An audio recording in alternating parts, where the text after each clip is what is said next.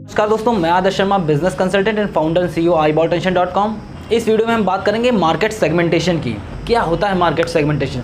Market segmentation आपकी business की success का वो पहला स्टेप है जो हर बिजनेस ओनर को लेना पड़ता है। एक गोल्डन स्टेटमेंट के साथ हम इस वीडियो की शुरुआत करेंगे। Startup success happens when you see through the eyes of customer and not through the perspective of the company. इस स्टेटमेंट का मतलब है कि जब भी आप कोई बिजनेस शुरू कर रहे हो, आप अपने कस्टमर के दृष्टिकोण से अपने प्रोडक्ट या सर्विस को देखेंगे, तब आप उनकी कमी को ढूंढ पाएंगे। और देखिए, कमी तो हर चीज़ में होती है, नहीं तो अपनी चीज़ को कौन खराब कहता है। ये है कि आप उसको कितनी जल्दी अपने प्रोडक्ट या सर्विस से निकाल सकते हैं। वही एक बिजनेस ओनर की समझदारी होती है कि वो अपने प्रोडक्ट या सर्विस की जो गलतियां हैं उसको कितनी जल्दी इंप्रूव कर रहे हैं। जब आप अपने प्रोडक्ट सर्विस को अपने कस्टमर के दृष्टिकोण से देखेंगे, तभी आप उन चीज़ों को समझ पाएंगे और गलतियों को जल्दी ही रिमूव कर पाएंगे। जनरली एंटरप्रेन्योर्स ये सोचते हैं कि हमें अपना प्रोडक्ट सभी के लिए बनाना है। वहीं पर गलती ये होती है कि अगर हम सबके लिए सब कुछ बनने की कोशिश करेंगे तो हम किसी के लिए कुछ भी नहीं बन पाएंगे। इसलिए बिजनेस स्टार्ट करने के पहले आपको मार्केट को सेगमेंट करना सबसे ज़्यादा जरूरी होता है। क्यों होता है? क्योंकि जब तक आप अपनी मार्केट को सेगमेंट नहीं करेंगे, आप कोई भी प्रोडक्ट या कोई भी सर्विस बना रहे हैं, तो आप अपनी मार्केट को अलग अलग सेगमेंट में डिवाइड करेंगे। मान लीजिए कि आपकी कोई प्रोडक्ट या सर्विस है, उसके लिए जो भी टारगेट ऑडियंस है, मतलब कि जिस कस्टमर को ध्यान में रख के आपने उस प्रोडक्ट को बनाया है,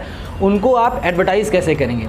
सभी को आप सेम कैंपेन दिखा के तो अपील नहीं करवाया जा सकता।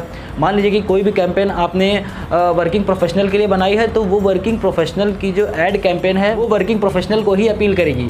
वो स्टूडेंट्स को अपील नहीं करेगी, वो हमारे बुजुर्गों को अपील नहीं करेगी, बच्चों को अपील नहीं करेगी, वो वुमेन्स को अपील नहीं करेगी। वो जिसको ध्यान में रख के बनाई गई है वो ऐड उन्हीं को अपील करेगी। इसलिए मार्केट को सेगमेंट करना ज़रूरी है। एक एग्जांपल से समझते हैं। मारुति सुजुकी की वैगनार वाली कैंपेन आपने देखी होगी। उसमें पारिवारिक माहौल दिखाया जाता है और अपील किसको करवाई जाती है? वो ऐड कैंपेन पूरी फैमिली के साथ, जो बंदा बैठा हुआ है पूरी फैमिली, वो अपील केवल फादर को करवा रहे हैं। अल्टीमेटली डिसीजन मेकर कौन है? एक फादर है, एक गार्जियन है।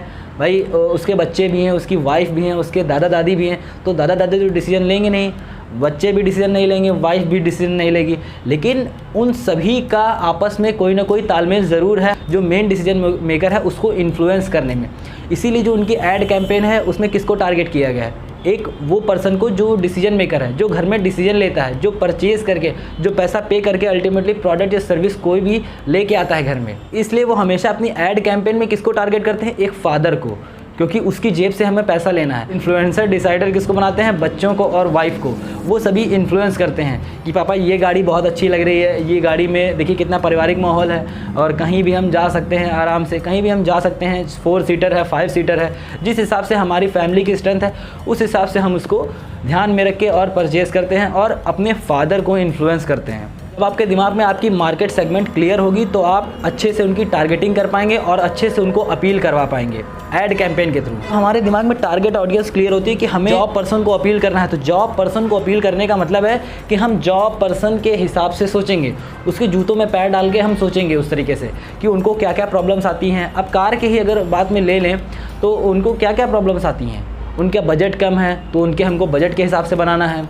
उनका डेमोग्राफिक देखना है कि वो कहाँ किस लोकेशन में रहते हैं, किसी शहर में रहते हैं या फिर किसी गांव में रहते हैं जहाँ पर गड्ढे वड्ढे या सड़कें ज़्यादा हैं, इंफ्रास्ट्रक्चर नहीं अच्छा है। इस हिसाब से हमको सोचना पड़ेगा। उनकी एज क्या है, उनकी पसंद क्या है, उनकी लाइक्स क्या है, उनकी डिसलाइक्स क्या हैं, वो कौन सी जगह पर रहते हैं, कहाँ जाना पसंद करते हैं, कौन सी एडवेंचरस ट्रिप लेना पसंद करते हैं, उनकी इनकम क्या है, उनका इंटरेस्ट किस चीज़ में है, उनका इन्फ्लुएंसर कौन है, वो किस माइंडसेट के हैं। ये सारी चीज़ें जानने के बाद में आपकी जब ऐड कैंपेन बनती है तो एकदम उस पर्सन को टारगेट करती है जिस पर्सन के लिए वो ऐड बनाई गई है, तो उसको ज़्यादा अपील करती है, उससे आप एक्शन ज़्यादा अच्छे से ले पाएंगे।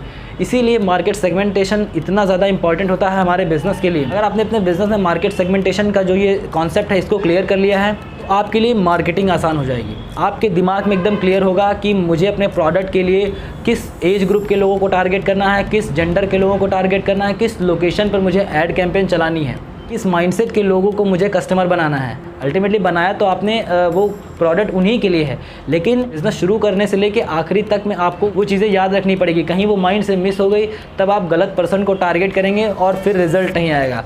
तो इससे अच्छा है कि मार्केट सेगमेंट को एकदम दिमाग में ले के चलें कि कौन कौन सी मार्केट को आप टारगेट करने वाले हैं। जो भी मार्केट आप टारगेट कर रहे हैं, जिस भी एज ग्रुप के लोगों को आप टारगेट कर रहे हैं, उनको सीक्वेंस में लिख लीजिए और फिर उनके हिसाब से फिर अलग अलग एडवर्टाइजिंग कैंपेन बनेगी और फिर आपको अच्छा रिजल्ट मिलेगा। तो मार्केट सेगमेंटेशन की इस वीडियो में इतना ही। अगर आपको वीडियो पसंद आई हो तो लाइक करके उत्साह ज़रूर बढ़ाइएगा। यहाँ तक वीडियो में बने रहने के लिए आपका बहुत बहुत धन्यवाद।